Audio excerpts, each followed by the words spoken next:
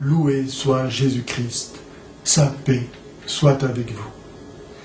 Il y a parmi d'autres un verset du Coran qui exprime de façon éclatante la nature de l'islam. C'est le verset 4 de la sourate 60 que je vous lis.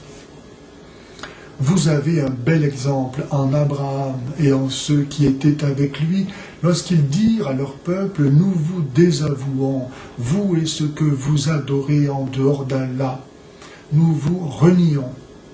Que l'inimitié et la haine soient à jamais entre nous et vous, jusqu'à ce que vous croyiez en Allah l'unique.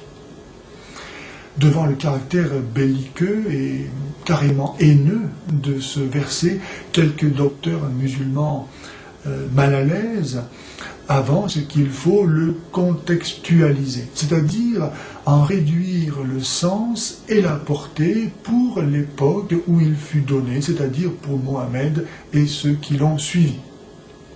Mais à cette affirmation, il faut apporter 3 contradictions. La première, c'est que affirmer qu'une partie du Coran, ne fût-ce qu'un seul verset, doit être contextualisé, c'est nier que le Coran soit en lui-même la parole éternelle de Dieu, immuable, tel qu'il est au ciel, à la table gardée. C'est affirmer que le Coran n'a donc pas une valeur pour tous les temps et tous les hommes, qui n'est pas d'une portée universelle, et que donc il n'est pas la vérité même valable pour tous les temps et tous les hommes. Je ne sais pas si beaucoup de musulmans accepteront de dire cela du Coran.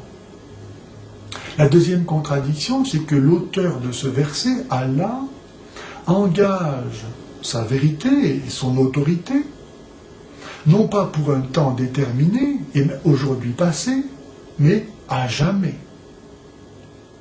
La parole de ce verset a une portée qui s'étend de façon indéfinie. Elle n'est pas limitée dans le temps. Elle est à jamais.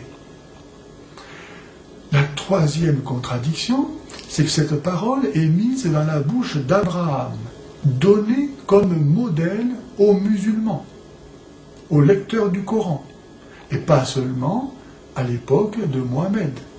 Le Coran s'adresse, dans sa lecture, à tous les musulmans et à tous ceux qui sont censés le devenir, et à qui Abraham est donné comme modèle en train de prononcer cette parole de haine. Qui, parmi les musulmans, reniera que Abraham soit son modèle, en sorte qu'il ne puisse plus dire cette parole de haine?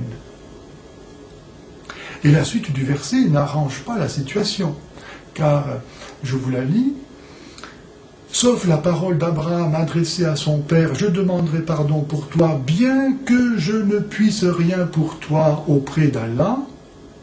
Notre Seigneur, nous nous confions en toi, nous revenons à toi, vers toi sera le retour. » La suite du verset montre que Abraham lui-même ne peut pas intercéder en faveur des non-musulmans, qui méritent l'inimitié et la haine à jamais.